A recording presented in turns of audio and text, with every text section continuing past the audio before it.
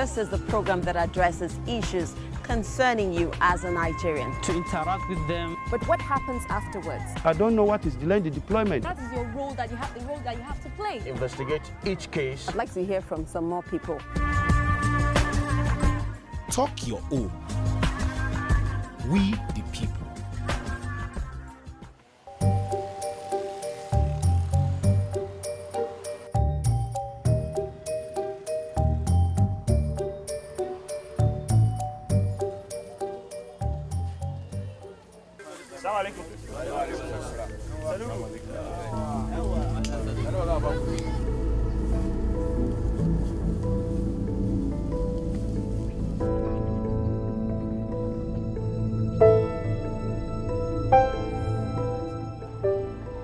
Before today,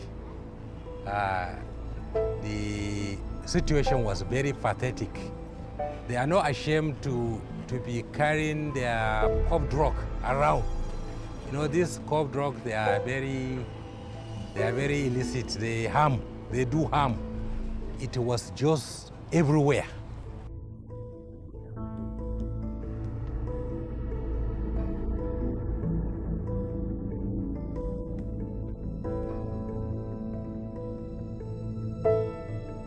This has been mixed. It has been mixed with something that's called ermu. Ermu mixture. Okay. So why do you mix weed and ermu? Yeah, because that's how I learned how to smoke it. From who did you learn from? From so many people.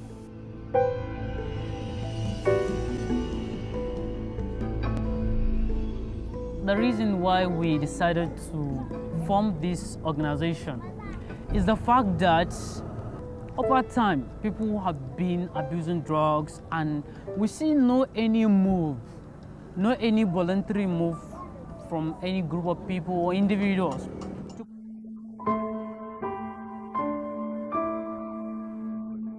We now adopt enlightenment methods. Da muka samu sa'a matasa su suka ga wannan shaye-shaye ba kyau. Suka shiga wurin masu shaye-shayen suka yi mamu maganin wannan shaye-shaye.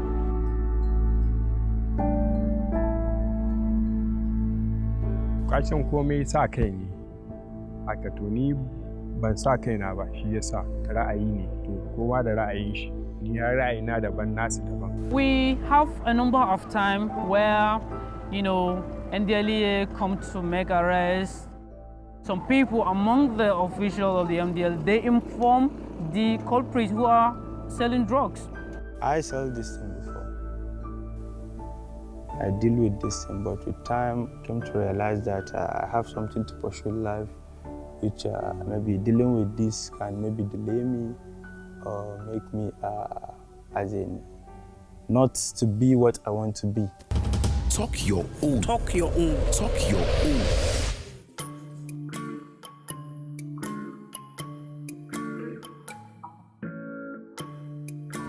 Experts say that the use of illicit drugs can be very harmful to the people that use them, but more so, they could trigger some forms of crime. Now, beyond the harm that drug abuse can inflict on an individual or pose a threat to a community, what is the story of a drug user and what can be done to address this problem? You're welcome to Talk Your Own, We the People, the program that addresses issues in Nigeria as a people. My name is Okechukwu Fodu, and today we're in the city of Kaduna. Precisely, we're in Angwan Seriki, right here to talk with a couple of people which comprise of drug users, rehabilitated users, non-users, as well as a youth NGO fighting drug abuse. Now, to get this talk flowing, I'll start by introducing the members of our panel, two gentlemen who belong to the Society for Drug Abuse Enlightenment and Control. I have Barrister Ahmed Musa, who is the chairman and the legal advisor. I have Mubarak Al-Hassan Faskari, who is the assistant secretary.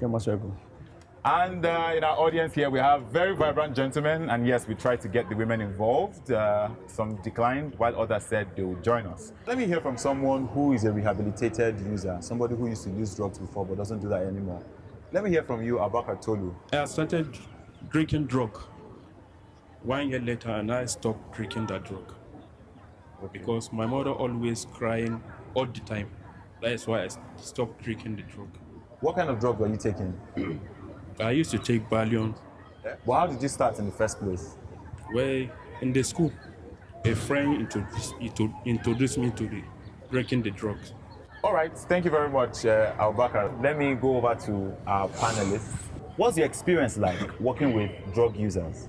You see, people oftentimes marginalize these people, but the experience I have in relating to them is they are the most easiest people to deal with. That's, opportunity given to them to interact with them, to shake hands with them, to mingle among, within them.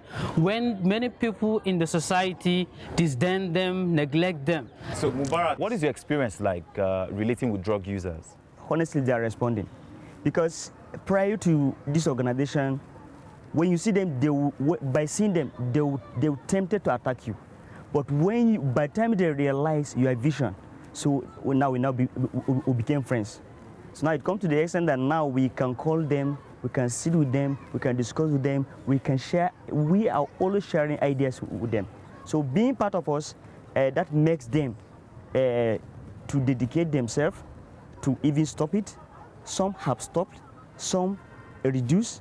So now instead of them attacking you, now they became the ones, they're helping us because they are kind of people that are talking to their own brothers so that they can stop it. All right, Vice Ahmed Musa, what do you think causes young people to engage in drugs? You have peer group influence, you have parental neglect, then you have lack of job opportunity, especially peer group influence. My friend takes drugs, then out of curiosity, I want to test it. Then you think that, it calms me, so let me continue. They go into practicing drug abuse, gradually to the extent of being addicted. So we've heard from the barrister, more young people are engaging in drugs, so there's a high rise in drug abuse. Can somebody tell me why? Why is this? Rashin aikin yi da bamu da shi matasa shine yake dan damun mu. Sai sa za ga ana shaye-shaye, ana sace-sace, ana waye. Let me hear from somebody else. You can give the microphone to the gentleman on the left. Iyaye wani lokaci suna ba da contribution, ba za su san inda yaron su yake kwana ba su san inda yaron su yake tashi ba. To shine wannan babban matsala, kuma mutum ma yana sa ma zuciyan shi ya ga wani dan uwan shi yana wani abu, ya ga shi ma kaman wayewa ne. A gani na gaskiya laifin daga iyaye ne da ba sa sanin yaransu da suke yawo, da kuma in sun ga dan wani na yi gaskiya majority ba sa addu'a Allah shirye su, sai dai su dinga tsine musu. Shi yasa Allah ke ba su yara su ma masu shaye-shaye suke yawa. Okay, so how do the authorities relate with you people?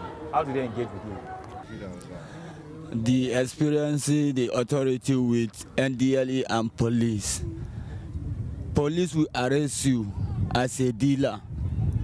The Indian hand that they arrest you as a dealer, they will now go and sell to another dealer instead of to hang it for their store. But NDLE, if they arrest you with ganja, they will drop it in their store. They are having their own store. Nobody go there. So they are not selling for another dealers. If they hold you, you must go for jail. Okay, so Mubarak, assuming you're the government with financial powers, authoritative powers, government of we the people, what are the things you put in place to tackle this problem? As a government, we have all the powers to establish a rehabilitation center.